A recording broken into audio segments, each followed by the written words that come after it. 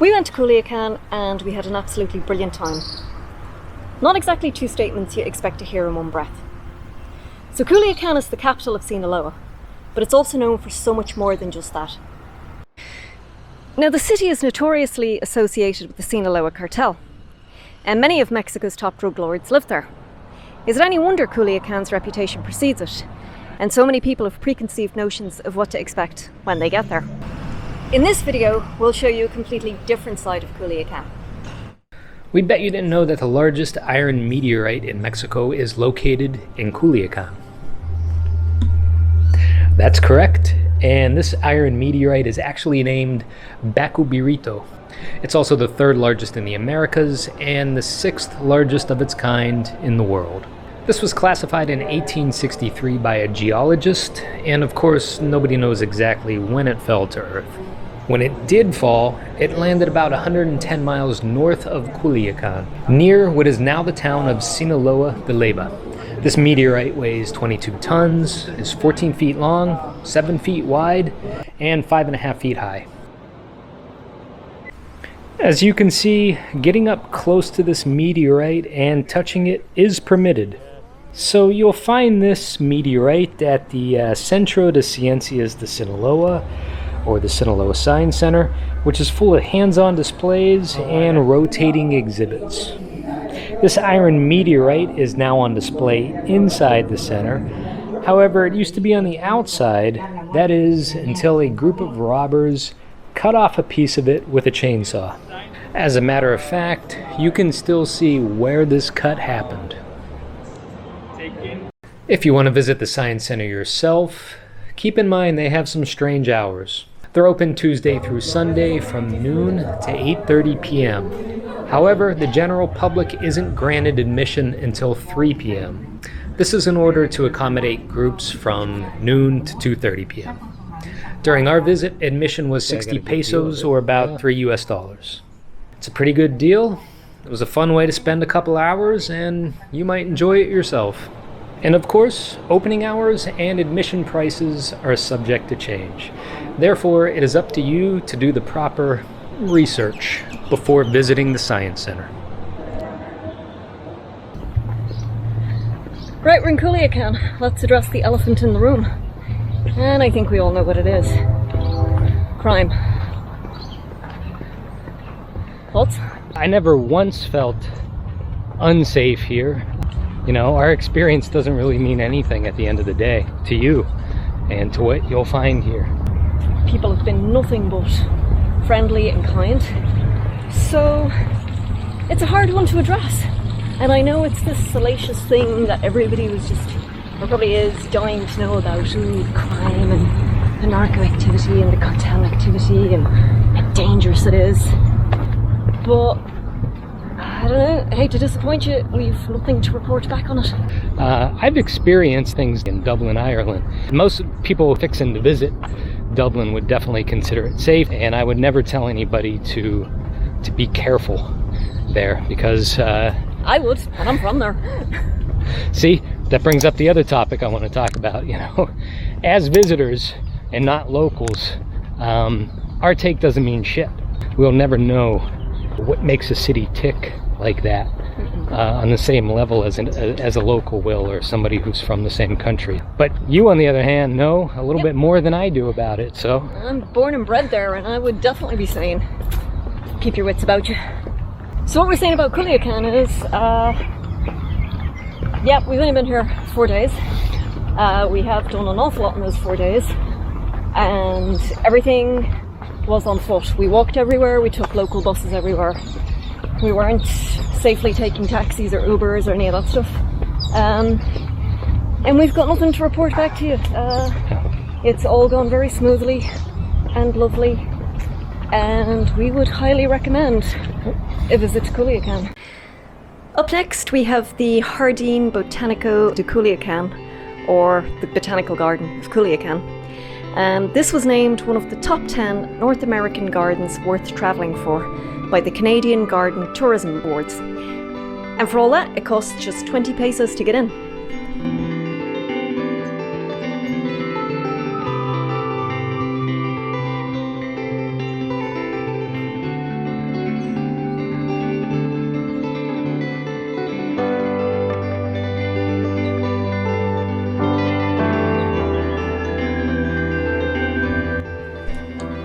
Now, this space was founded in 1986 by the engineer Carlos Maria de Precht, and it's set on just under 25 acres.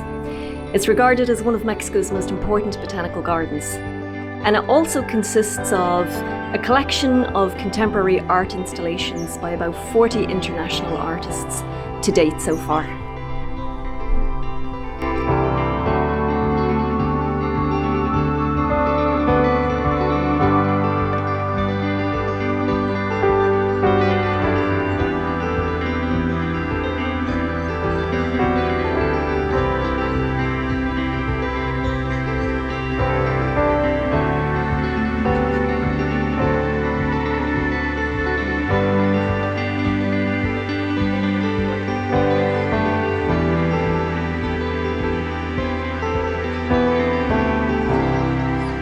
Jardín Botánico shares a massive green space with the city's Parque Ecológico, which is the city's ecological park, and it's all just northeast of Culiacán's centro area.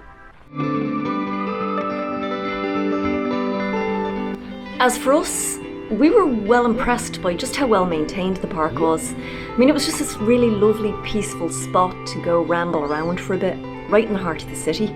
But I think the other thing that was just like major thing was just lovely and shady in there. It's a perfect place to escape from the heat, and it's absolutely boiling in Culiacán. So yeah, it's just like this lovely, cool little oasis to just get away from everything, including the heat.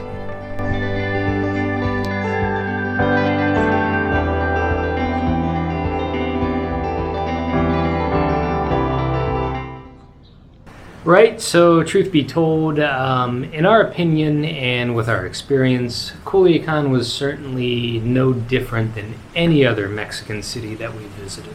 However, there were a few things that we noticed were just a little bit out of place. Now, we don't know if it was just our overactive owl imaginations or if there was something different going on. However, hopefully you'll understand why we didn't film the people and the buildings that we're about to tell you about, just in case it wasn't our imaginations. So the first thing was we saw an unusually high number of bureau de changes, cambios, money exchange places, you know, changing American dollars, Canadian dollars, euros, whatever, for pesos. So you have to keep in mind, it's Culiacán. It's not a border town. It's not a resort, like a big, nice, fancy beach resort. And it's not really a place that gringos flock to. So, you know, just this one stretch where there are just all of these money exchange places, just kind of raised an eyebrow or two with us. Yeah, they were pretty thick on the ground in this area, weren't they? Mm-hmm. Like in this area that just, you wouldn't expect to see them. Well, we'll just put it that way. And kind of getting back to the what she's saying about the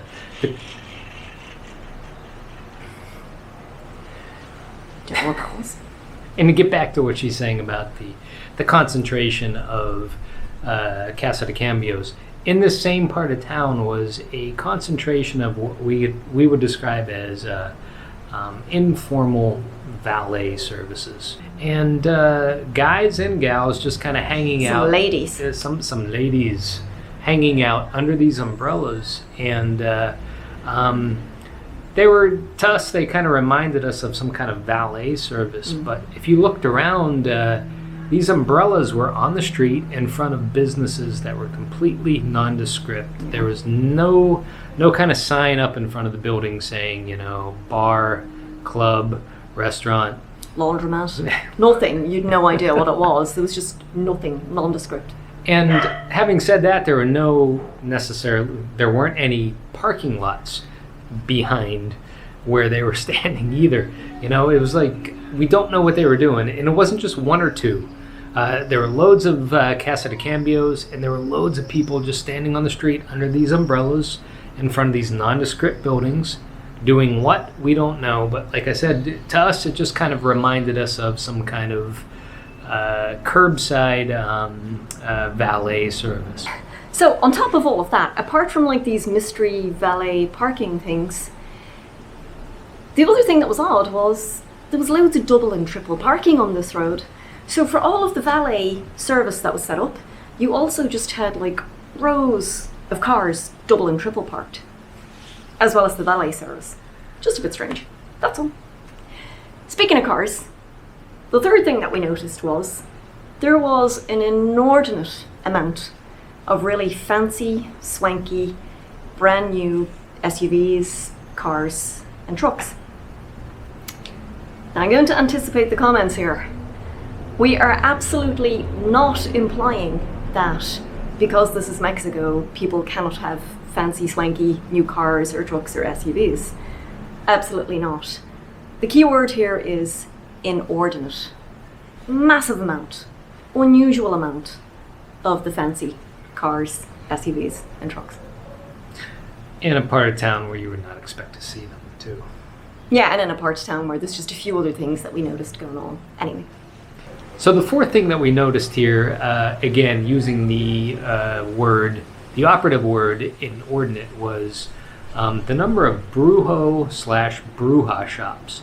And for anyone unfamiliar with that, those are simply kind of like these witchcraft shops, I guess you can call them. Yeah. Spiritual healers, faith healers. They're selling potions, lotions. They're there to advise you of incantations for all sorts of stuff.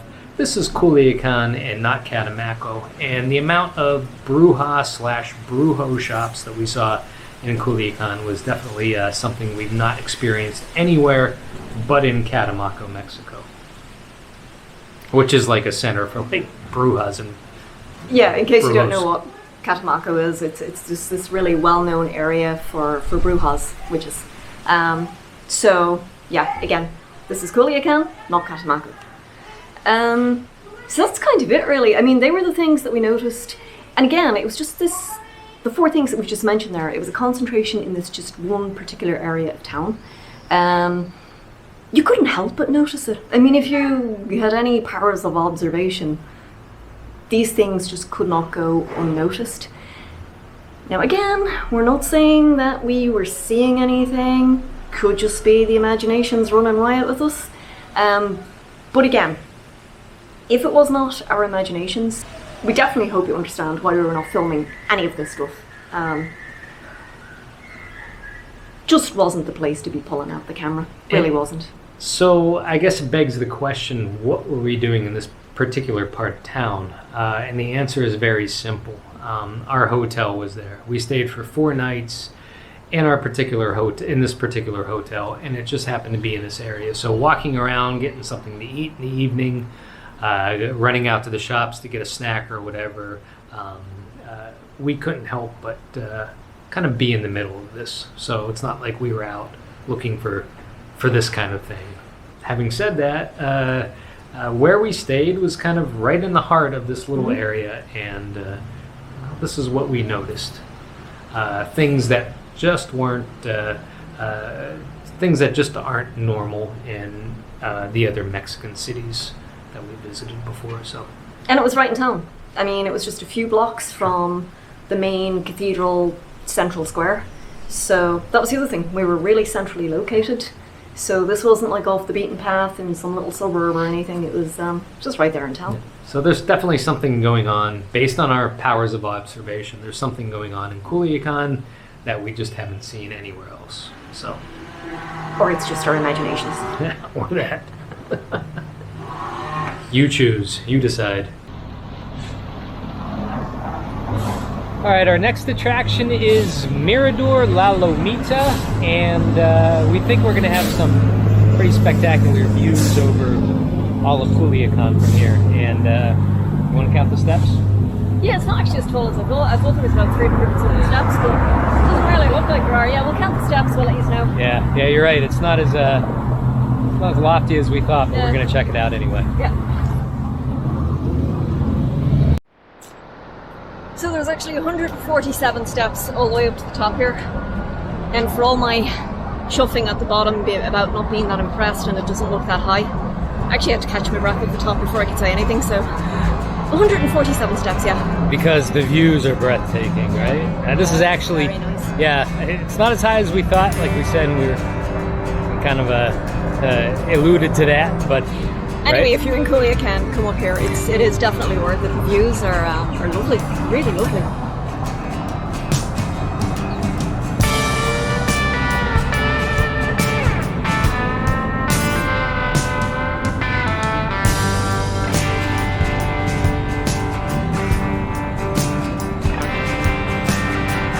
Yeah, we're well impressed. And there's a church behind us that we're going to check out as well.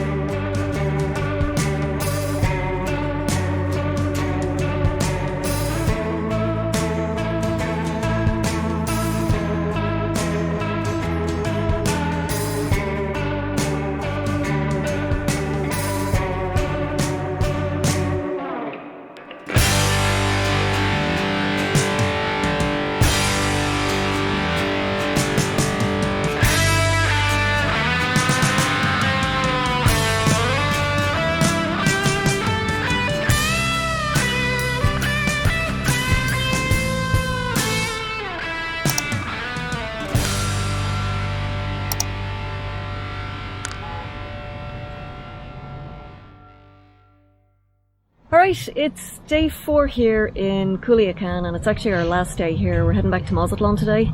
So what are your closing thoughts about Culiacán? What you think of it? Oh, the Culiacán wrap-up. I loved it here, actually.